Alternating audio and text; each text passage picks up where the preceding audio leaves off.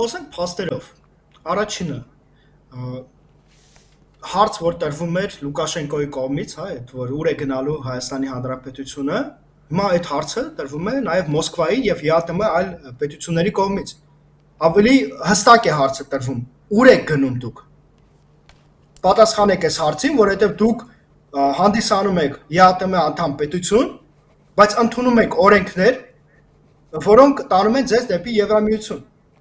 Հիմա հարց են տալիս այդ մարդիկ, ու երբ անկնկալում են հարցի պատասխանը ստանալ։ Եվ շատ տրամաբանական է սա, որովհետև դու ԵԱՏՄ պետություն լինելով ընդունում ես օրենք, որտեղ նշված է, որ դու ձգտում ես Եվրամիության անդամ պետություն դառնալ։ Շատ լավ, սա քո մոտեցումն է։